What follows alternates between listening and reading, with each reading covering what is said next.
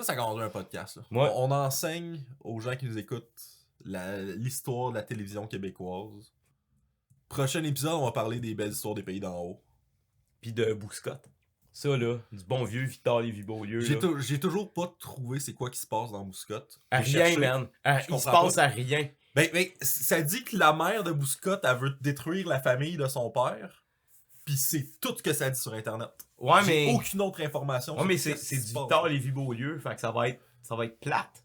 Il va rien se passer. Pis le monde, il parle bizarre. Il a-tu déjà parlé des êtres humains, lui? Je pense pas, non.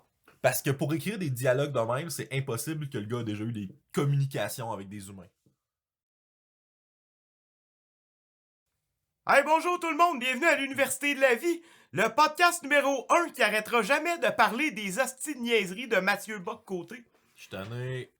Fait que là, t'as entendu parler de la controverse là, sur le festival Nuit d'Afrique Ouais. avec la chanteuse Mélissa Lavergne qui avait été annoncée comme porte-parole du festival. Ouais. Là, il y a eu une polémique là, sur les réseaux sociaux parce que Mélissa Lavergne, non seulement est blanche, mais elle vient pas d'Afrique. Fait que là, devant comme la merde sur Internet, ok, la fille, elle a préféré comme se retirer du projet, là. C'était une chanteuse là, qui était comme en collaboration proche avec les organisateurs du festival. Depuis le début, fait que ça faisait comme du sens qu'elle soit porte-parole un peu, là. C'était pas comme out of nowhere, là, qu'il l'avait choisi, là, ok? Ouais, non, c'est vrai. Mais il y a eu une controverse parce que, tu sais, on s'entend qu'elle est très blanche, là. Et c'est quand même une blonde aux yeux bleus, là. C'est ça. Puis elle vient définitivement pas de l'Afrique, tu sais. Fait qu'à la lumière de ce qui s'est passé sur ses réseaux sociaux, Mélissa Lavergne a décidé de juste faire comme, bon, ben, gars, je vais me retirer de la représentation du festival. Je pense qu'elle continue à participer là, au festival puis tout, mais elle sera plus comme la représentante officielle cette année. Non, c'est ça. Mais là, Mathieu Bock-Côté, lui, il a décidé de crier au racisme, là, OK? De faire comme là, comme si elle s'était fait menacer. Ouais, c'est ça. Hey, on s'entend, là, ça a pas fait beaucoup de vagues, là, cette histoire-là. Là. Il y a Ben, moi, deux personnes qui ont fait comme, ouais, c'est bizarre, soit une blanche qui soit là, parce que ouais, effectivement. j'ai pas encore entendu parler de cette histoire-là. Ben, moi, j'en ai entendu parler quand Mathieu Bock-Côté a décidé de brasser de la merde avec ça. Ouais, c'est ça. Puis j'ai bien aimé le tweet qu'elle a envoyé, là, que genre, elle dit basiquement, ferme ta gueule, Mathieu, tu sais. Ouais, ben c'est ça. Elle est comme, non, man. Elle est comme, genre, je me suis retiré pour justement éviter comme les dérapages démagogiques, je pense. Comme il fait là en ce moment, tu sais. Ouais. Je veux dire, bravo Mathieu. Il est bon pour aller chercher de la merde ou qu'il n'y en a pas. Ben c'est sa job. Ouais, c'est vrai que c'est sa job. Faire peur au monde, ouais. Puis inventer de la merde. C'est juste ça qu'il fait. Mais il fait bien ça, par exemple. C'est pour ça qu'il est bien payé par le Journal de Montréal. Là. Ouais. Puis toutes ces autres plateformes. Ouais, je sais pas. Il est en France, partout il y a qui est publié, le Mathieu. Là. Ben, à beaucoup de place pour un gars qui est victime de censure. Donc, je prends pas comme beaucoup de temps dans ma semaine pour aller fouiller sur tout ce que Mathieu dit là, dans les médias. Là. Je veux juste lire sa chronique une fois de temps en temps puis être découragé. Là. Ça ressemble pas mal à ça, Bock-Côté. Mais bon, j'espère que Mélissa Lavergne n'a pas eu trop de marde de la part de tous les internautes du Journal de Montréal qui commentent sur le Journal de Montréal. Là. Parce qu'il n'avait du tata dans cet article-là, mon homme. Dude. La comment section du Journal de Montréal, c'est une gold mine pour vieux racistes déconnectés. C'est incroyable. Il y a beaucoup trop de monde aussi, ces médias sociaux, là, avec les articles comme ça, qui prennent pas le temps de lire l'article, mais pas pantoute. Non. Ils font juste voir le titre puis ils commentent. Notre niveau de compréhension linguistique est malade, là. Ben, en même Pour temps... du monde qui défendent beaucoup le français, là, je trouve qu'il y en a pas beaucoup qui savent le parler comme du monde. Ben, en même temps, je veux dire, c'est surtout, comme t'as dit, du monde qui ont juste pas lu l'article. Ouais. Puis, souvent, les titres sont comme vraiment... Ouais, les titres sont de plus en plus trompeurs, là. Même même les publications qu'avant, il y avait comme un renom, genre Le Devoir, là, que depuis quelques années, là, ils ont droppé en qualité de contenu, là. Ah, Avant, il y avait des articles de fond sur des vrais problèmes, des vrais sujets. ouais. Puis à cette heure, c'est que du clickbait, là. Yes, ils deviennent de plus en plus comme le Journal de Montréal. Ouais, C'est mais triste. faut qu'ils compétitionnent avec le Journal de Montréal, mais ils perdent leur identité en faisant ça. Fait que, tu sais, le journal, à être un espèce de journal à potins dégueulasse, le Journal de Montréal va toujours gagner. ouais. Fait que ça leur. C'est pas un mauvais plat de compétitionner avec eux autres, selon moi, mais. En tout cas, mais c'est le même pour toutes les publications, là. Ouais. C'est rendu malheureux comme ça que pour avoir de l'argent, faut que les internautes cliquent sur ton article. Puis pour que ça arrive, faut que ton article ait un titre accrocheur. Ouais. L'Iran aurait des stockpiles d'uranium 18 fois plus élevés que la limite qu'un deal de 2015 avait établi. Ouais, avec les États-Unis, pour Ouais, qu'ils leur redonnent l'argent qu'ils leur avaient volé. Ouais, exactement. Que les États-Unis ont brisé avec Trump. Ouais. Fait qu'il tient plus la route de toute façon. Non, c'est ça. De deux, les gens qui disent que ça c'est le cas, est-ce que c'est les mêmes qui disaient qu'il y avait des armes de destruction massive en Irak? T'as les gens qui disaient que qui se trompaient sur l'Irak, disent que l'Iran a 18 fois plus d'uranium que sont supposés par rapport à un contrat qu'ils ont signé qui est plus valide. Mais en fait, non, c'est pas la sécurité américaine qui a fait ce constat-là, mais le International Atomic Energy Association, qui est une branche des Nations Unies. Ouais, ça a l'air que l'Iran a 18 fois le stockpile d'uranium qu'il y avait en 2015. Mais d'un autre côté, je veux dire, les États-Unis ont brisé le deal. Ouais, c'est ça. Puis je vois pas pourquoi l'Iran devrait se priver d'enrichir de l'uranium alors qu'ils ont aucune... Tu me dis, fais ça, je vais faire ça, t'arrêtes de le faire. Ok, c'est sûr, je vais arrêter de faire... Si tu tiens pas ta partie du deal, je vais arrêter de tenir la mienne, là. C'est sûr, à 100%. Là. Ben, c'est clair, là. Ouais. Tu sais, je veux dire, je suis pas tant down avec le projet que l'Iran aille full de weapon grade uranium, mais je peux pas vraiment les blâmer de se protéger ultimement contre les États-Unis, qu'eux autres, ils n'ont en tabarnak de l'uranium enrichi, là, tu sais. Ils attendent juste ça d'attaquer l'Iran, là. Ouais, ça fait des années qu'ils essayent de confronter l'Iran. Ouais, ça fait plusieurs décennies qu'ils essayent de faire chier l'Iran, là, tu sais. Fait que, ouais, l'Iran a beaucoup d'uranium enrichi. Fait qu'on va voir qu'est-ce qu'ils vont faire avec ça. J'espère que c'est pas des armes nucléaires, puis j'espère qu'ils s'en serviront pas contre personne. Mais, je peux pas vraiment les blâmer de faire ça. Ah, ben en même temps, si on a des armes nucléaires, les armes nucléaires aujourd'hui sont vraiment défensifs, là. Ouais, c'est le but de la chose, là. Ouais, il y a pas beaucoup de pouvoirs nucléaires qui ont le goût de l'utiliser offensivement, leurs armes nucléaires, là. Superman dans Superman 4, Quest for Peace, il avait raison. Faut prendre toutes les armes nucléaires puis les pitcher dans le soleil. Ouais, mais c'était pas un plot de Lex Luthor, ça? Ouais, mais c'est pas grave, l'idée derrière était pas mauvaise. Ouais, c'est juste qu'on n'a pas de Superman. Ouais, mais au lieu de travailler là-dessus, on pourrait travailler sur en créer un, en injectant de l'uranium enrichi dans les veines de quelqu'un. Tu penses que ça va marcher? Ça marche dans plein d'affaires. C'est vrai que ça marche dans plein de choses. Si on pitch la radioactivité sur assez de monde pendant assez longtemps, un moment donné, il y en a un qui va sortir Superman. Statistiquement, les chances sont plus hautes que zéro. On devrait se mettre là-dessus en tant qu'espèce. Ouais, un projet de société, man. C'est un bon projet. On va tous porter des toches blanches. Je suis sûr qu'il va y avoir aucune opposition à ce projet-là d'irradier du monde. Ouais, mais attends, on va commencer par du monde que, tu sais, c'est pas grave. Ils sont irradiés, genre les hobos, là. Sûr que les gens qui ont du pouvoir considèrent pas vraiment comme des êtres humains, genre. On va prendre ces gens-là. Tu veux faire un peu comme le Tuskegee Experiment aux États-Unis, mais avec de la radiation et des super pouvoirs. Il y en a eu beaucoup d'expériments aux États-Unis. Le Tuskegee Experiment, c'est je pense la CIA, je suis pas sûr, en tout cas, c'est comme un département là, aux États-Unis Probablement la CIA. C'est toujours la CIA. qui a prétendu vacciner une population noire de Ah ouais. Tuskegee aux États-Unis. Puis à la place de ça, ils leur ont shooté la syphilis. Ouais, je pense pas que c'était la CIA. Ouais. C'est genre c'est leur façon de faire les choses habituelles. Ouais, c'est vrai que c'est pas mal dans leur modus operandi de faire ça de même, là. Ouais, c'est tellement des déchets, là. Fait que ouais, créer des Ubermensch. Ouais, je voulais pas utiliser le terme Ubermensch parce que le monde allait penser que c'était dans l'affaire nazie.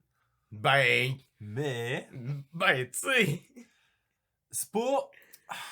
Ouais, mais j'ai pas d'association avec les nazis dans mon idée. Le but est semblable, mais... Mais pas l'intention. Mais on n'aille pas les juifs. Juste les pauvres. Fait que Ça, c'est pas une correct. race. Non. C'est pas une race de. Non, fait que c'est pas racisme. Fait que c'est correct. Ouais. Puis s'il y a bien quelque chose que tout le monde est d'accord, c'est que les pauvres, ça vaut pas grand-chose. Parce que quand il arrive de quoi à des pauvres, tout le monde se ferme les yeux. Donc, techniquement, les nazis étaient mauvais, puis mon groupe est bon. Parce qu'on fait juste du mal aux pauvres. C'est, ma foi, un excellent argument. Hey, entre deux enregistrements de podcast, Ouais. il y a des tueries qui se passent entre deux tueries. Pour agrémenter comme le temps mort entre les deux, tu sais. Ben ouais. Après la fusillade qu'il y a eu à Buffalo, puis la fusillade qu'il y a eu à Uvalde, au Texas, en tout cas, Ouais. l'école primaire, là. Il y a eu une autre tuerie ici en Oklahoma, ouais, à Tulsa, en Oklahoma, où un homme est rentré dans un centre médical puis il a tué 4 personnes. Il y a au total 5 morts. Il a tué 4 personnes puis il s'est suicidé sur place. Le gars était armé d'un fusil et d'un pistolet. Apparemment, le gars, il en voulait à son médecin là, pour une raison qu'on comprend toujours pas. Mais c'est un autre là, tuerie de plusieurs... Il y a plusieurs personnes qui sont mortes, là, au moins 4 personnes. Donc, ça compte comme un mass shooting. Parce qu'il faut que ça soit... la définition là, pour un mass shooting, c'est un événement singulier où il y a plus que 4 victimes. Okay. Fait que ça peut... Je veux dire, ça peut arriver vite, là. Dépendant des intentions d'un tireur, là. C'est pour ça qu'on en a autant par année aux États-Unis. Ben, c'est ça, tu sais. Mais même à là, je veux dire, c'est un esti de problème, là. Quand il y a des tueries au centre d'achat, à l'école, à l'hôpital, je veux dire, à un moment donné, il y a nulle part est safe, là. Non. La vie, en général, il n'y a pas de safe place. Mais il me semble que tu devrais pouvoir aller à l'hôpital sans avoir peur de te faire tirer, là. Là, ça a encore une fois là, relancé le débat du gun control aux États-Unis. Là.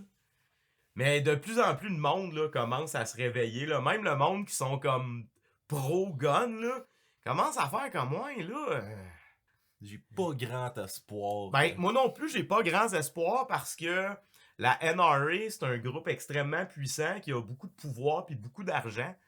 Mais la population commence à se réveiller. Avant que les lois changent, ça va prendre un bout, là. C'est une autre histoire, mais le monde commence à être écœuré que leurs enfants meurent, tu sais. Justement, en lien avec les tueries aux États-Unis, il y a un plan de tuerie dans une école de Montréal qui a été intercepté là, par des intervenants. Il y a 2 adolescents dans cette histoire-là qui ont été condamnés. C'était des jeunes qui avaient fait un plan, là, littéralement, puis c'était un plan qui était comme vraiment bien coordonné. Ils voulaient mettre le feu à leur école, puis fabriquer des bombes. Il y avait même un des jeunes qui disait avoir contacté du monde pour se procurer des Tech-9. C'est un machine pistol. Là. Ouais. Ok. Ouais. C'était écrit dans leur affaire, ça va être la dernière journée de cours pour certains. Préparez-vous pour le party, on va faire l'histoire. Ça, c'est ce que disait un des jeunes. Tandis qu'un autre parlait de la tuerie de Columbine en 1999. Mais c'est ça, leur projet est arrivé aux oreilles d'intervenants qui ont prévenu la police là, tout de suite pour que les jeunes soient arrêtés. Là. Ils ont été arrêtés puis accusés de menaces, puis il y a 2 d'entre eux qui ont plaidé coupables. Ils ont écopé de 15 mois de probation pour, selon le juge, favoriser leur réhabilitation.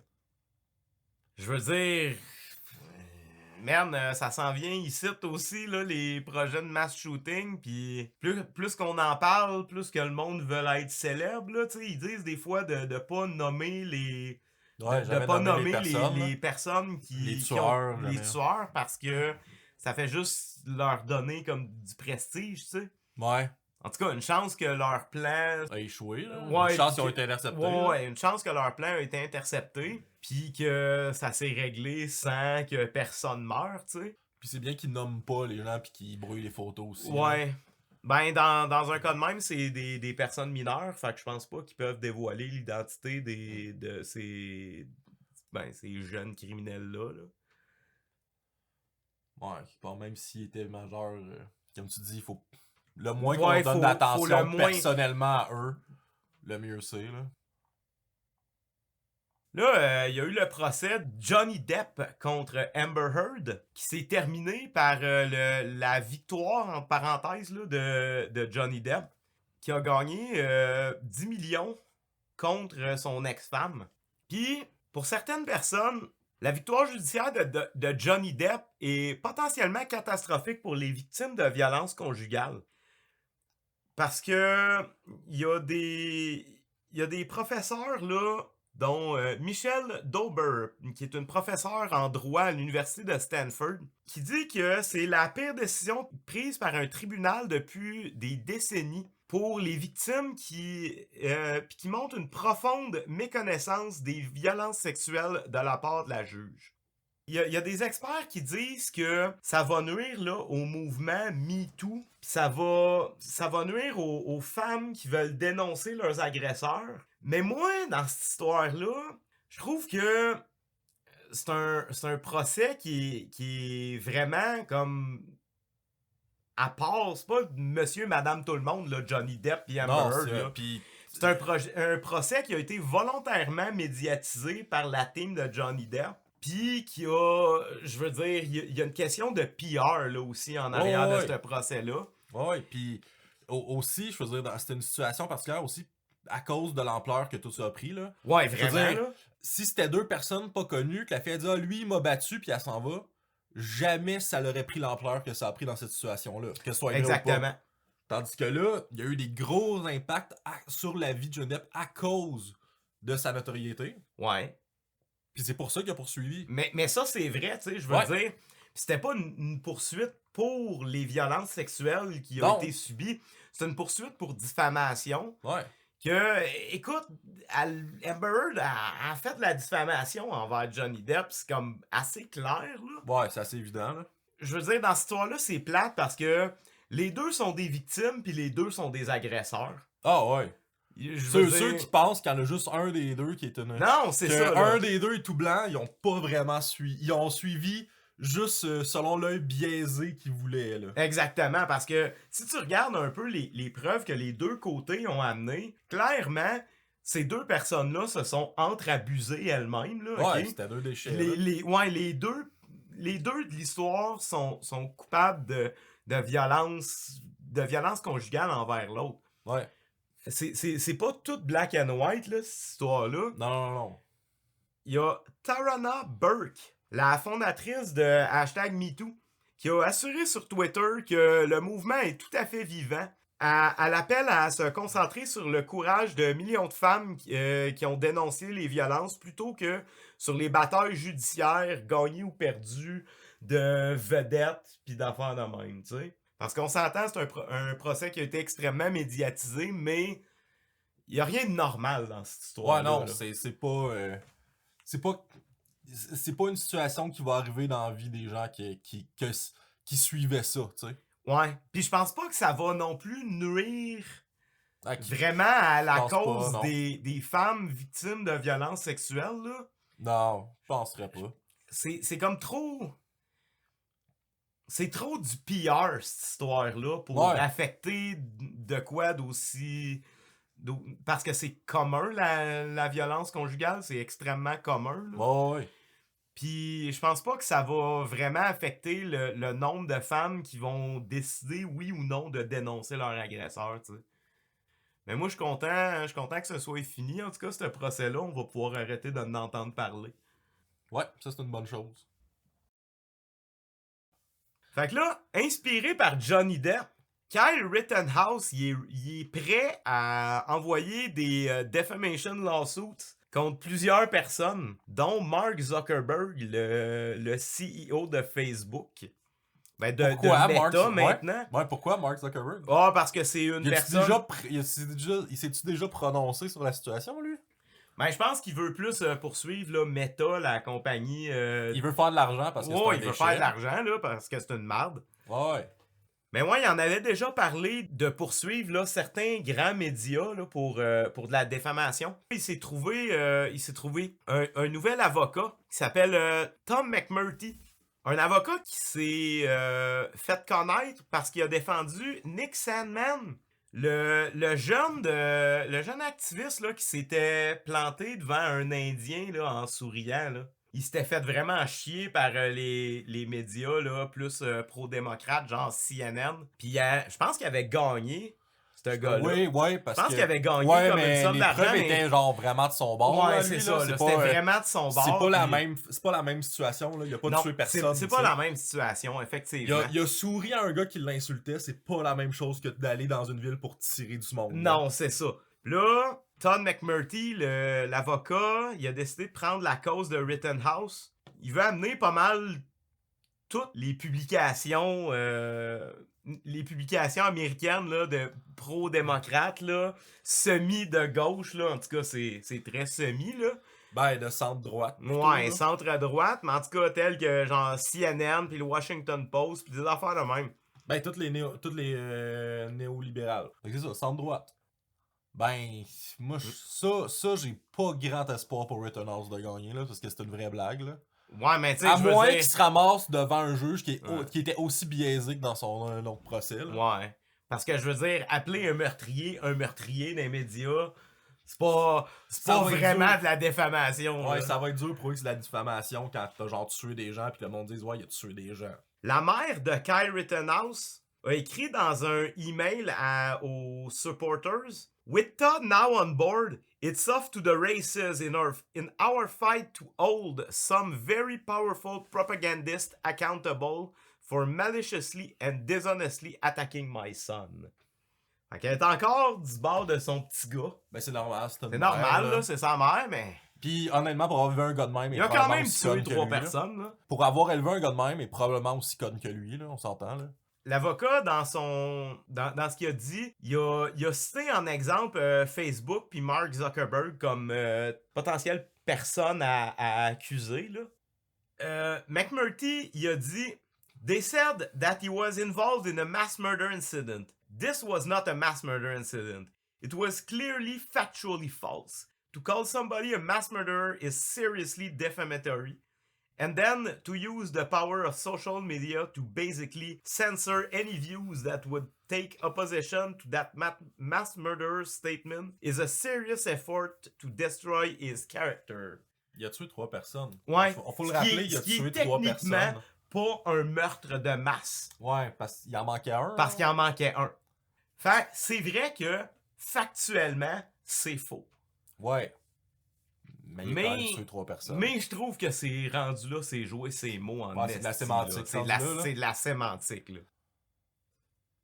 C'est le fun. J'espère qu'il va perdre. J'espère aussi. Faut juste qu'il tombe sur un juge qui est une tête ses épaules, puis s'il va perdre, c'est sûr. Mais c'est les États-Unis. Ouais. Leur système judiciaire est une vraie joke. Sinon, Kyle Rittenhouse aurait déjà eu des répercussions pour ses actes, là. T'sais, on l'a vu juste dans son procès, là, quand ils ont juste décidé de jeter des preuves parce que ça prouve trop qu'il est coupable. C'est comme la vidéo de drone, là. Ouais. Qui ont juste décidé, non, lui, on le compte pas. Il est pas recevable. Ouais, il est pas recevable parce que, tu sais, on le voit clairement gonner du monde. Puis genre, être l'agresseur. C'est lui qui commence à pointer son... Il disait que les gens l'avaient attaqué, mais tu le vois dans l'eau, c'est lui qui commence à pointer son gun sur des gens, puis qu'après ça, ils se défendent parce qu'ils ont peur pour leur vie, puis là, il les tire. Mais c'est pas recevable en cours, ça. Non, c'est pas recevable en cours, ça. Super fair comme procès. Là, la pénurie de main-d'œuvre au Québec, puis un peu partout, dans le fond, oblige les commerces à engager de plus en plus jeunes. Il y a des enfants de 11 ans qui ont déjà commencé à travailler au Québec. Les patrons se voient obligés d'engager là, des employés. Écoute, c'est encore des enfants, là. Puis il y a beaucoup de monde là, qui se pose des questions sur la réussite scolaire à cause de ça. Tu sais, des kids qui travaillent comme 15-18 heures par semaine. Est-ce qu'ils ont le temps de faire leurs études puis de réussir à l'école? Là, parce qu'on s'entend que au secondaire, ton horaire il est paqué là, du lundi au vendredi, t'as de quoi faire. Là. Puis il y a aussi des inquiétudes par rapport à la sécurité des jeunes. En 2021, les accidents de travail ont bondi de 36% chez les jeunes de moins de 16 ans au travail. Donc, c'est peut-être un peu inquiétant là, par rapport à la sécurité puis la réussite scolaire des enfants. Ouais, c'est sûr que, tu sais, ben, ça fait longtemps qu'on le sait qu'on va avoir un gros problème de main-d'œuvre. Mais Ouais. tu sais, on veut pas faire rentrer du monde d'ailleurs parce qu'ils sont pas blancs pis pas francophones. Ouais. Fait qu'on est obligé de manger à merde à cause des racistes. Là, avec la loi 96, là, ça va être Ah, qui encore va juste plus. aider à ça, hey! Ça va aider beaucoup au manque de main-d'œuvre, tu sais. Ouais. Le monde qui parle anglais, puis ils vont juste comme crisser le camp en Ontario. Ouais, la langue 87 qui va super aider le manque de main-d'œuvre. Ouais, c'est. Full bonne idée de Legault. Parce que, tu sais, parce que c'est ça le gros problème de la langue française, tu sais, elle disparaît pas parce que les jeunes arrêtent de la parler parce que elle est juste moins efficace que la langue anglaise. Ouais. Non, c'est parce que on les oblige pas assez. Ouais, c'est ça.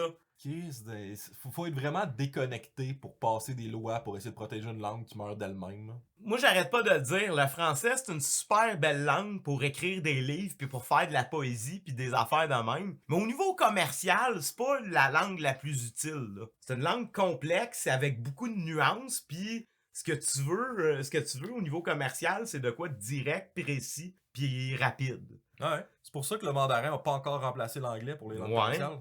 Parce que c'est juste plus efficace comme langue, l'anglais. Ça va probablement le rester, là. Ouais. C'est une langue extrêmement basique, mais tu dis ce que t'as à dire de la manière la plus directe possible.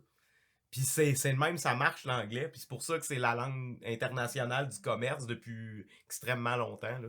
Ouais, c'est à cause des Anglais, là, mais... Ouais. Mais aussi, c'est une langue efficace. Ouais, pour ça. c'est une langue efficace.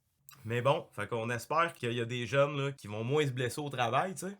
Puis 11 ans, c'est jeune en esti pour commencer à travailler, là, tu sais.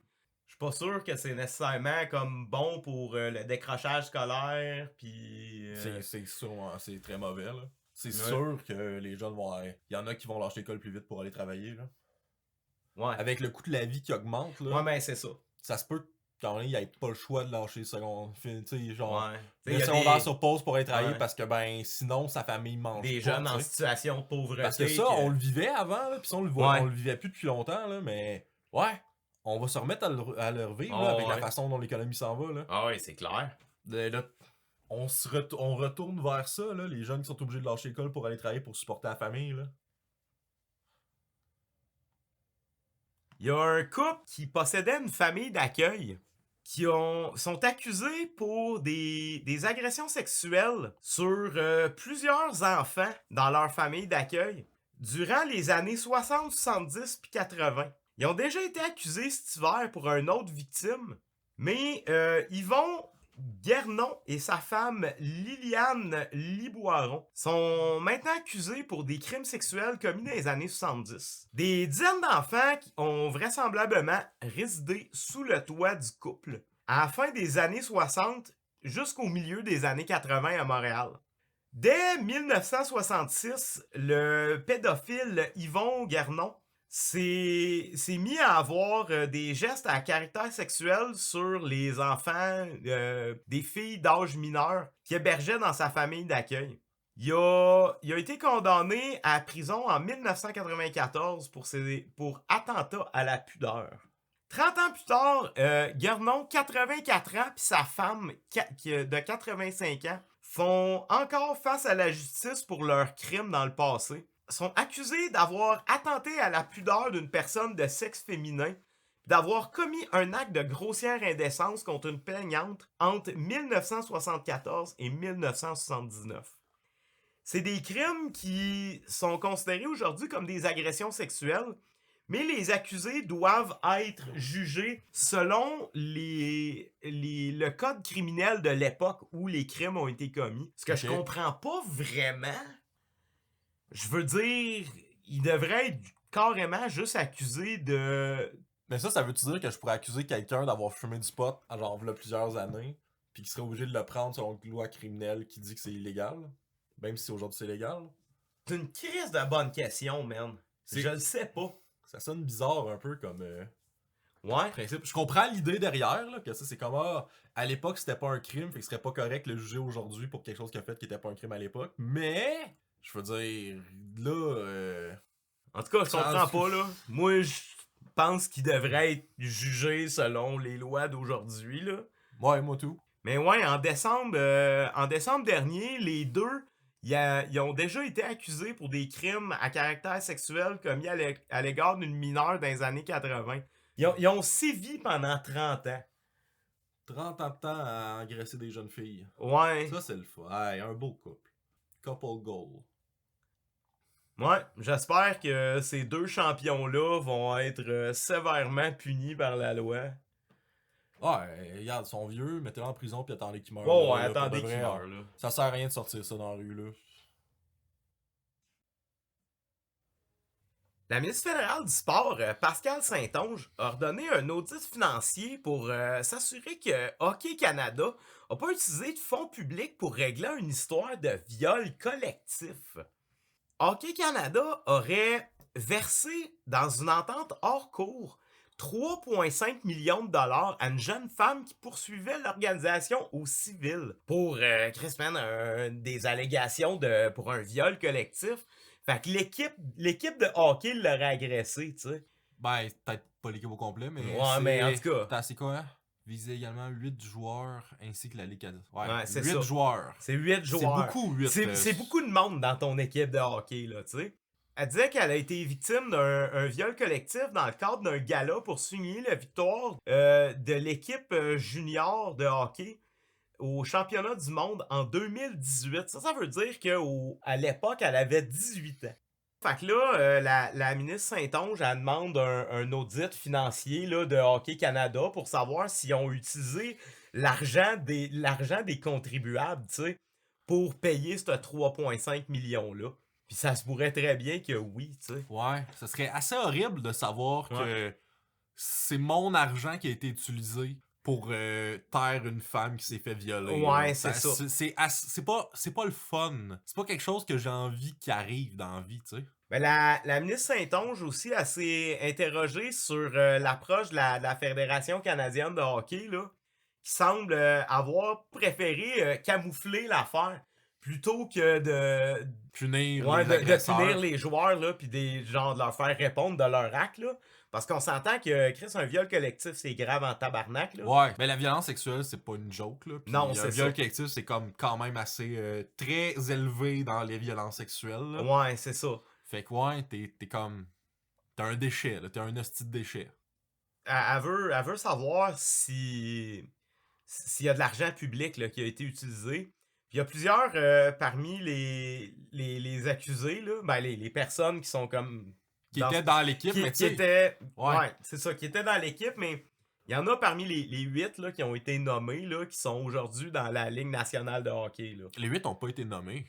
Ben, probablement que dans le jugement de cour, probablement. Ces personnes-là sont nommées. On sait pas c'est qui. Okay, nous, on sait pas c'est qui, c'est ça. Mais ouais, c'est ça. Il y aurait du monde qui sont aujourd'hui dans la LNH. Là, probablement, c'était une équipe junior.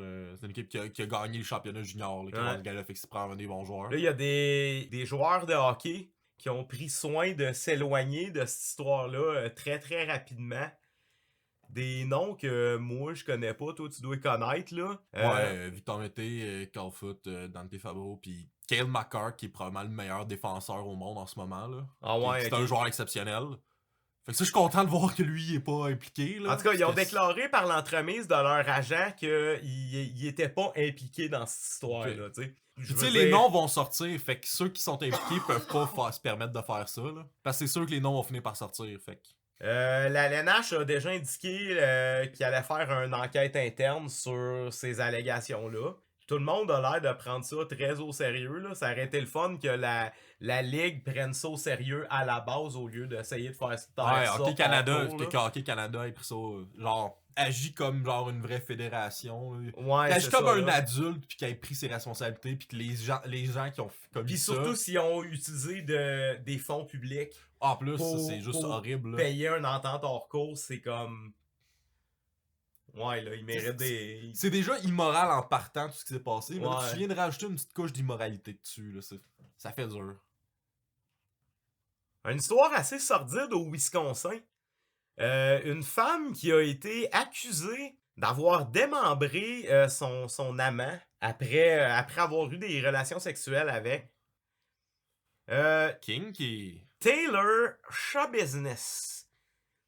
Une femme de 24 ans a comparu pour son audience préliminaire au cours duquel certains éléments de preuve ont été présentés. Elle est accusée du meurtre de Chad Tyrion le 23 février puis du démembrement de son corps.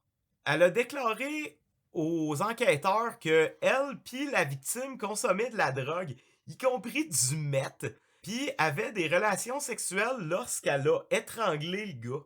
Elle a ensuite découpé le corps, ok? La tête de son amant a été découverte dans un bucket. Puis d'autres parties du corps ont été retrouvées dans le véhicule de la jeune femme. Elle a été accusée de meurtre prémédité, évidemment, de mutilation de cadavre et d'agression sexuelle au 3e degré. Parce que, je sais pas, qu'est-ce que ça implique, une agression sexuelle au Je sais 3e pas, degré? peut-être là? parce qu'il était trop drogué pour consentir. Ouais, peut-être. Je Parce que sais. si elle a réussi à l'étrangler, il était probablement pas là. Ben, je veux dire, les deux étaient sur le gros mètre, Ouais. pis sur genre probablement d'autres affaires. Je veux dire, les deux étaient probablement pas là. Puis ouais, après ça, tu sais, tuer son partenaire sexuel sur le mètre, c'est quelque chose qui peut arriver. Mais le démembrer par après, c'est plus dur à justifier, tu sais. Le mètre, c'est plus l'excuse, là. C'est comme, non, t'as passé le bord d'utiliser le mètre comme excuse. Ça nous est tous arrivé, dans un trip sexuel de mètre, d'étrangler quelqu'un. On peut tout le pardonner, ça. Par contre, démembrer la personne après, ça, non. Ça se fait pas. Ça se fait pas. Ça se fait pas. Il y a des règles dans la vie qui Ouais. séparent les humains des animaux. Ouais. Puis ça, c'en est une. L'experte nommée par l'État pour faire une évaluation psychologique de l'accusé a déclaré qu'elle était prête à subir son procès, que malgré que la fille est un peu weird, là, ok, que des fois elle répond à des questions bizarrement, puis elle est absente, faut que tu y répètes des questions, mais je veux dire, quand t'es une personne qui est addicte au meth, ça se peut que ta tête soit brûlée un peu, tu sais. Ça m'étonnerait pas que ce soit juste comme l'abus de drogue qui fait que cette personne-là est weird, là. Ben aussi, cette fille-là est en prison depuis le 4 avril. Fait qu'elle est clean depuis 4 avril. Ouais, c'est ça. Là. Quand t'es rendu que tu fais du meth au point de tuer quelqu'un sans t'en rendre compte, c'est que tu dois en consommer beaucoup pis souvent, tu sais. Ben, l'accusée, elle a dit à l'experte, elle a apparemment rien caché vraiment, là.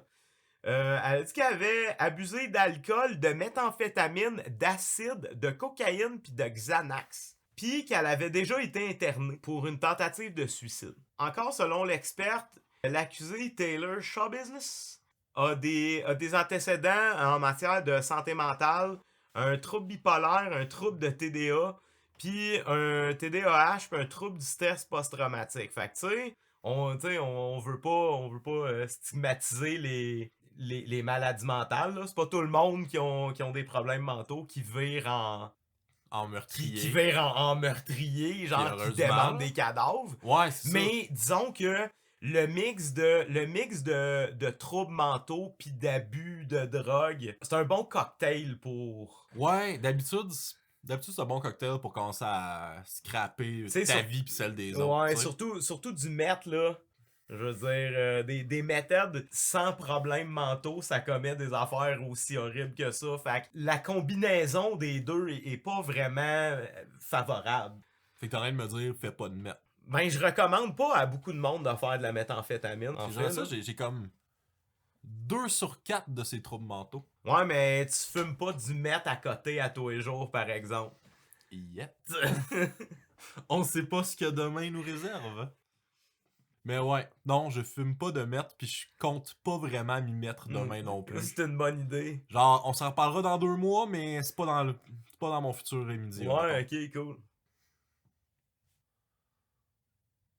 Bon, après du démembrement, Plus de pédophilie. ouais, un gars, man, qui a été condamné à 15 ans de prison pour un esti d'affaires vraiment horrible, ok? Le gars, il aurait profité d'une petite fille cubaine qui aurait été offerte par sa mère, genre ultra pauvre. La petite fille a été exploitée comme un jouet sexuel pendant des années par un Québécois. Puis pour ses crimes, Alain Vendette, il a été condamné à 15 ans de détention. Une des peines les plus sévères que tu peux recevoir en cette matière-là. Le gars, il a non seulement comme utilisé l'enfant comme un objet, ok? Il l'a déshumanisé pour sa propre satisfaction sexuelle puis pour la production de matériel pornographique. Ah. Genre, il faisait des allers-retours entre Cuba puis ici, ok? Pour produire du matériel pornographique puis le distribuer, tu sais. Calice. Fait que la petite fille s'est faite abuser entre l'âge de 7 et 14 ans. Oh man, 7 Ouais, ans. c'est genre vraiment horrible, ok? Puis il s'est fait là pogner par les policiers du Québec en 2019 à la suite d'un signalement. 500 Ouais, vidéos et 1000 photos le montrant en train d'agresser la Ouais. petite fille. Puis le gars, il a comme pas vraiment de remords. Encore aujourd'hui, Alain Vendette ne fait preuve d'aucune empathie à l'égard de la victime, qu'il considérait comme un héros, selon lui. Il se pose plutôt en sauveur de l'enfant et de sa mère. À ses yeux, sa seule faute est d'avoir été arrêté. Une parfaite démonstration de l'exploitation sexuelle d'un enfant en situation de grande pauvreté, selon le juge. Ces 15 ans de prison, peux-tu les faire faire, mais à Cuba? Toute sa peine se passe dans une prison cubaine. Mais la mère de la petite fille, elle a été accusée à Cuba là, de je pense, 10 ou 20 ans de prison, je suis pas sûr. Mais lui, il a mangé. Ouais, c'est ça. On est à 20 ans. À 20 ans de prison à Cuba. Fait que la mère, elle paye plus que le gars qui a agressé la fille. Ben, c'est parce que la mère, elle a aussi agressé sa fille pour Alain Vendette, là. Mais, je comprends, mais pourquoi est-ce qu'elle paye plus que lui? Ça, je trouve ça pas correct, là. Parce que les lois à Cuba, c'est différent Il des lois ici, il devrait être jugé selon les lois cubaines, là, Ouais. lui, là. Ses crimes ont été faits à Cuba, là. Mais en fait, c'est une bonne affaire parce que lui, on a maintenant là, des lois qui permettent de, même si tu as commis des crimes sexuels de même ailleurs, on peut t'accuser ici. Puis ça, avant, c'est on bien. n'avait pas de loi pour ça. Ah, ben ça, c'est bien que ça existe parce que. Ouais. Aller violer du monde dans d'autres villes puis revenir ici, ça n'a pas de sens, là. Non, c'est ça. Tu restes un fucking pédophile Ouais, violent tu restes un violeur dangereux, là. Ouais. Fait que maintenant, on est capable d'accuser ce monde-là criminellement, même si ça s'est pas passé sur notre territoire. Comment tu fais pour agresser sexuellement une fillette de 7 ans? Ben, il faut que tu sois un pis estime pas- malade, là. Pis pas avoir de remords après. T'es un danger. On s'entend, là, public, moi, là, au niveau criminel, je suis ultra pro-réhabilitation, là. Mais des fois, il y a juste pas de Mais chance. genre, de réhabilitation, là. lui, il a pas de chance de réhabilitation, là. Non. C'est un pédophile, puis il va rester un pédophile dangereux toute sa crise de vie, là. Bon, fait que là, le gars, il promet de donner un autre chèque de 500$ s'il est réélu. Fait que là, il essaie de s'acheter Puis, ses... attends, on va vous donner une partie là. Ouais. Puis on fera absolument rien pour aider quand vu que ça continue à monter sans arrêt le coût de la vie. Ben, c'est ça que beaucoup de porte-parole des partis d'opposition y ont reproché, là. Comme quoi, c'est bien beau donner 500$ au monde, là. Mais qu'est-ce que tu fais pour le prix du gaz, le prix de la nourriture, les logements? Le député Marc Tanguay, a reproché à François Legault de s'acheter des votes en digne successeur de Maurice Duplessis. Legault, il vit dans... Tu sais, c'est un homme qui aime ça vivre dans le moment présent. C'est un homme qui aime ça donner au peuple, puis de penser à son budget plus tard, tu sais. Parce qu'il sait que c'est payant faire ça. Ouais. Malheureusement, c'est une stratégie qui marche. C'est pour ça qu'il l'a fait. Semble pas vraiment berné par le subterfuge tellement subtil de François Legault. Oui. Le monde sont comme, ouais, c'est bien beau de nous donner de l'argent, mais ça règle aucun calice de problème, là. Puis même le monde relativement épais se rend compte que ça règle pas le problème, un 500$. Non. Mais ils vont quand même voter pour avoir le 500$ puis être contents de l'avoir. Ouais, mais là, la CAQ est prête pour une raflée du Québec, là. Ils vont être majoritaires, mais genre de manière comme Non, assez solide, là. Ils ont pas Je comprends pas crédible. pourquoi, là. Ben, ils ont pas d'opposition Ouais, crédible. c'est vrai qu'ils ont pas d'opposition crédible, par exemple. Le PQ est mort. Ouais, mais le PQ, ça aurait dû mourir depuis des années. Ouais, le PQ, c'est sur le live support depuis des années. Depuis 1995. Ouais. Fait que le PQ est mort. Ouais. Les libéraux, Anglade à les aucun enterre. charisme, Ouais, là. Anglade à les enterre le plus possible. Le Québec solidaire, ils vont toujours avoir mon vote, là, mais tant que les boomers seront pas partis, ils n'ont jamais aucune chance de passer. Éric Duhaime? Non, c'est sûr qu'Éric Duhaime, il est trop fringe, là. Ouais, non, c'est ça, Éric Duhaime, il a pas de chance non plus. Il y a pas d'opposition crédible à Legault. Fait qu'il va tout rafler. Si les libéraux élisaient un chef qui avait un peu de charisme, peut-être, mais même là, je pense pas. Je pense que la CAQ a trop d'avance sur tout le monde en ce moment, là. Après le 500$ que Legault veut nous donner, les heures supplémentaires payantes pour les cadres supérieurs du réseau de la santé. En plus de donner de l'argent à la population qui règle aucun problème, les salaires des supérieurs là, du gouvernement là, dans le réseau de la santé, eux autres, ils reçoivent des bons salaires. Le salaire de beaucoup de cadres a genre doublé depuis 2020. Malgré le fait qu'il y a eu une forte augmentation en 2020-2021, puis là, ça a redescendu. Parce que c'était comme la grosse période forte de COVID, fait que le monde avait Fait que comme... c'est les cadres qu'on a décidé. Mais ouais, genre, ils donnent une petite prime COVID, là, de genre 10 000 aux employés du réseau de la santé. Puis faut pas qu'il y ait eu qu'on est malade une fois dans l'année. Ouais, c'est ça. Mais les cadres, eux autres, ils reçoivent comme 200 000 de plus sur leur salaire. Ça, c'est cool, ça. Il y en a pas de problème. Il y a jamais de problème de budget, on dirait, pour financer le salaire des cadres supérieurs, hein. On dirait, hein, tout d'un coup, le budget est monde- bien limité. Le monde qui prennent les décisions, là, on dirait qu'ils ont pas vraiment de restrictions budgétaires, eux autres. Ah, c'est C'est dégueulasse. fun. C'est rire du monde. Après ça, ils se demandent pourquoi ils ont de la misère à trouver des employés. Ouais, c'est ça. Les préposés aux bénéficiaires, les infirmières auxiliaires, les infirmières, ils font rire d'eux autres. Je veux pas être plate, là, mais ils sont fucking importants pour le fonctionnement d'un hôpital, là. Bien plus que tes cadres surpayés. Ben ouais, vraiment, là. On s'entend que tes infirmières pis tes préposés aux bénéficiaires, c'est comme la fondation de ton hôpital, là. Ah ouais. Si t'as pas ça, t'as pas rien d'autre, là. Tu sais, y a pas une job qui est pas nécessaire. C'est clair, là. Sauf que t'en as des plus importantes que d'autres. Puis, préposé aux bénéficiaires, pour le fonctionnement de l'hôpital, est plus important que le cadre qu'on sait pas trop qu'est-ce qu'il fait, là. Surtout que, rendu avec des augmentations de 200 000, là, honnêtement, il fait quoi ce cadre-là, là? Moi, ça me dérangerait pas que les cadres aient des augmentations de salaire. Non. Si seulement les infirmières puis tout le personnel hospitalier recevaient aussi une augmentation de salaire. Ouais, une augmentation semblable. Mais là, c'est juste des bonnies pour le monde qui prennent les décisions étrangement. Puis le monde sur le floor, eux autres, ils peuvent bien manger de la merde, tu sais. Ouais, le monde qui sont là. Tu sais, les primes COVID, là, on s'entend que Ouais.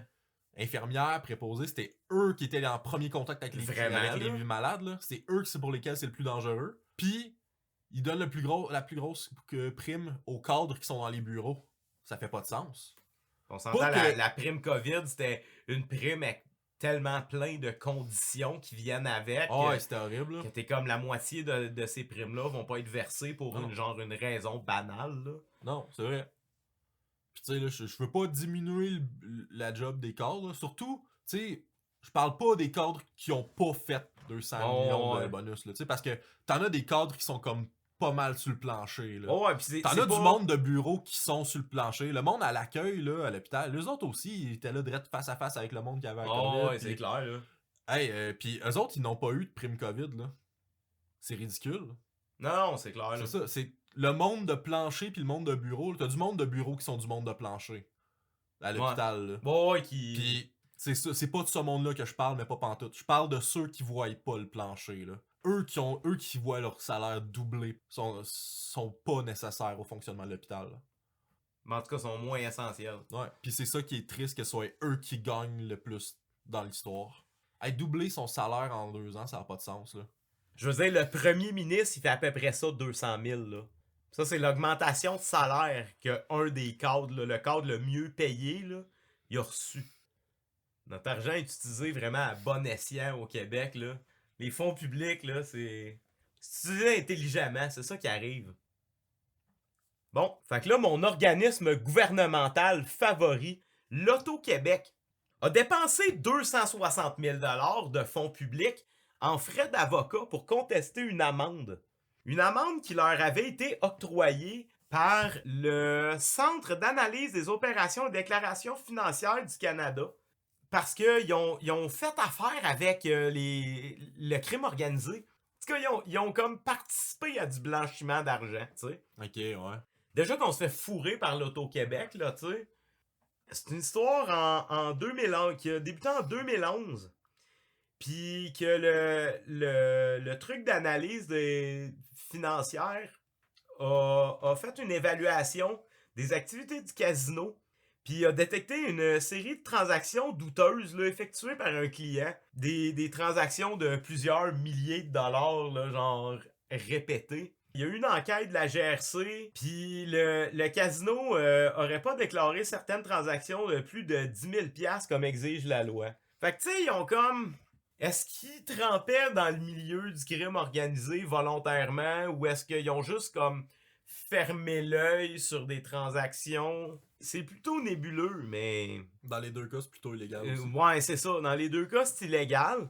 Puis il aurait utilisé de l'argent des fonds publics, encore une fois, pour contester l'amende qu'il avait reçue. Puis apparemment, c'est pas la première fois que le casino est pointé du doigt pour une affaire dans le genre. En 2020, il y avait des leaders de la mafia montréalaise qui avaient fréquenté le casino de Montréal. Depuis ce temps-là, puis que là, cette histoire-là vient de sortir, Québec a resserré les règles, puis les membres importants du crime organisé sont plus tolérés au casino. Puis probablement que maintenant, ils déclarent leur transaction de plus que 10 000 $. Là. Probablement. Mais tu sais, honnêtement, j'ai rien avec le fait que les membres du crime organisé viennent jouer dans les casinos. C'est comme... Je suis pas d'accord avec ce qu'ils font, mais tu sais, quand ils sont dans un casino, je m'en bats les couilles. En fait, moi, ce qui me dérange le plus, c'est que le casino appartient au gouvernement. Ça, j'ai pas tant de problème avec ça non plus. Je te dirais que mon plus gros problème avec l'Auto-Québec, c'est plus la façon de fonctionner pour promouvoir le jeu chez les gens. Ouais, ben c'est ça, tu sais. Tu sais, ils rendent ça flashy, pis avec des... Hey, ouais. Quand tu gagnes, là, t'as la belle animation. Ils ont payé pour la crise de machine qui fait des feux d'artifice avec la belle animation pour inciter le monde à continuer. Ça, j'ai un problème avec ça. Ben c'est ça, tu sais, quand t'es l'organisme qui offre du jeu d'argent, puis l'organisme qui fait de la prévention contre l'abus de jeu d'argent, ouais. Il y a comme un très gros conflit d'intérêts, là. Ouais, puis honnêtement, vu que c'est gouvernemental, il devrait pas avoir personne qui fait... Ben, les gens ils devraient pas avoir personne de payer plus cher qu'un sous-ministre qui gère ça, puis c'est pas le cas.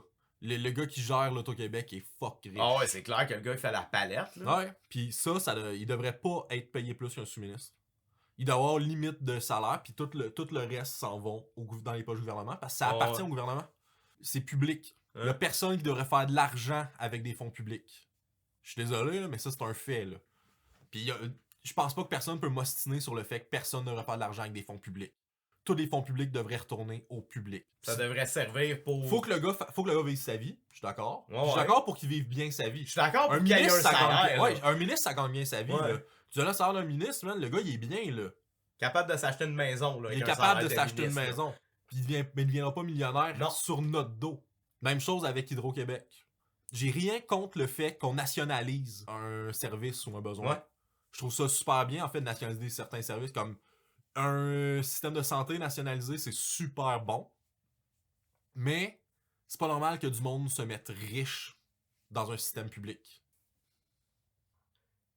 Il y a eu dernièrement une nouvelle étape dans la conquête de la fusion nucléaire. Le réacteur ITER dans le sud de la France, qui est un acronyme pour le International Thermonuclear Experimental Reactor. C'est un tokamak, une espèce de chambre avec des électroaimants qui contient un plasma super énergétique. C'est probablement là, l'avenir de la production énergétique clean de notre planète, là, ça, puis l'énergie solaire. Mais ITER a franchi une nouvelle étape cette semaine en produisant 59 mégajoules d'énergie pendant 5 secondes. Évidemment, 59 mégajoules, c'est pas tant d'énergie que ça. C'est à peu près ce que ça prend pour donner de l'électricité à une maison pendant une journée. Mais c'est une réaction que si on réussit à la maintenir, elle va finir par produire de l'énergie de manière constante sans coûter vraiment cher en matériel ou produire de déchets radioactifs quelconques ou de pollution. C'est une énergie presque à 100% clean. Là. Wow! Puis c'est ça, ITER a été construit là quelques années là, déjà, mais c'est comme une autre étape là, qu'ils ont franchi en réussissant à maintenir une réaction pendant 5 secondes, ce qui est quand même énorme. Là. Mais c'est ça, le but, c'est éventuellement de partir. Ben, en fait, ITER, c'est un réacteur expérimental. Il sera jamais utilisé de manière commerciale pour produire de l'énergie. Là. C'est une plateforme de test. Mais le but, c'est d'éventuellement créer des réacteurs un peu comme sur le même format. Puis ceux-là, le but, c'est qu'une fois que tu les mets à on, tu les arrêtes plus. Puis la réaction finit par produire plus d'énergie qu'elle en consomme. Donc, tu as un surplus comme basiquement gratis d'énergie. Faut juste que tu fuels la réaction avec des éléments, là. Des éléments à fusionner, en fait. Puis ça cause pas de déchets radioactifs, là. Parce que ça crée des éléments plus lourds. Tu fusionnes deux éléments ensemble, puis ça crée pas vraiment de déchets. Ok. Ce qui est malade, puis c'est beaucoup moins dangereux que la fission nucléaire. Tu peux pas avoir vraiment de meltdown. Parce que si ta réaction se déstabilise, ton plasma fait juste perdre sa cohérence puis il arrête d'exister. Wow. C'est parfait. C'est génial, ça. Puis il y a des nouvelles recherches aussi pour des pellet-driven reactors. Que c'est comme une espèce de pellet de fuel vraiment dense que tu bombardes avec des lasers pour comme créer de la fusion dans cette pellet-là. Genre. Ok. En tout cas, je comprends pas trop comment ils utilisent des lasers pour faire ça, mais c'est probablement avec la pression puis la chaleur que tu forces des atomes à fusionner ensemble. Puis à force d'évoluer dans la technologie laser, Ouais. est-ce qu'éventuellement on va pouvoir avoir des sabres laser? Non. Mais anyway, je vais faire comment pour me couper le bras accidentellement, un peu chaud? Les lightsabers, les lightsabers dans Star Wars, c'est beaucoup plus des torches au plasma que des lightsabers. Le nom, c'est lightsaber. En français, on appelle ça des sabres laser. Je veux dire, les mots veulent dire des choses. Là. Ouais, mais George Lucas, c'est pas vraiment un scientifique, je te mentirais pas, là. Says who? Qu'est-ce qu'il y a de pas scientifique dans Star Wars? La vraie question, c'est qu'est-ce qu'il y a de scientifique dans Star Wars? Des vaisseaux spatials. Ouais, surtout de la manière qu'ils volent comme un avion dans l'espace, là. C'est très, très réaliste. Ouais. Tu comprends pas le futur, comment il va fonctionner. Ah ouais, T'as juste pas les connaissances assez développées de George Lucas. Ok, George Lucas vient du futur. Non, mais c'est un astrophysiciste de Mongol, là. C'est super connu. Là. George Lucas, astrophysicien. C'est le Dolph Lundgren des producers. Ouais, genre, Dolph Lundgren, il y a quelque chose comme 2 PhD, là. Ouais, il y a genre 2-3 doctorats, pis ouais, En tout ouais. cas, what the fuck, Pis man? je sais plus c'était quoi, là, mais genre, ouais, le gars, c'est comme un... C'est un Ouais, c'est un genius. legit scientifique. Ouais, là. ouais, c'est un legit genius, mais qui a juste décidé que lui voulait faire des films d'action. C'est correct. Pis il est plus heureux de même. Fait que Ouais. good for him, honnêtement. Ouais. Mais ouais, c'est assez drôle de voir que ce gars-là, c'est un legit genius, là. Il y en a pas beaucoup des vrais grosses success stories. C'était pas très bon de Punisher, par exemple. Ah, boy, il y a eu genre 3 films Punisher, pis tu choisis celui-là, Dolph Lundgren. Ben oui. Un moment donné, c'est toi le problème dans l'équation, là. Tu peux pas essayer de faire de quoi de bon, genre. Non, vas-y, genre all-in pour un dumb action flick, pis ça va être bon. Ça, ou tu vas all-in pour le dumb, pis tu fais genre Steel avec Shaquille O'Neal. On part une pétition sur petition.org pour avoir un cameo de Shaq en Steel dans la dernière saison de The Flash. J'ai pas eu le courage d'écouter la dernière saison. Hein. Ah, moi, je vais t'avouer que j'ai arrêté au sabre laser.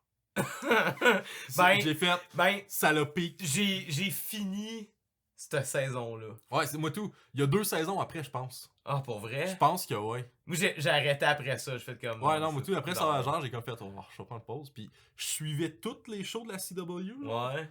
Tout, le Supergirl, Legend of Tomorrow, Batwoman, Flash, Arrow. J'ai pas été capable non plus, Batwoman. La saison 1 est pas si pire pour le vrai.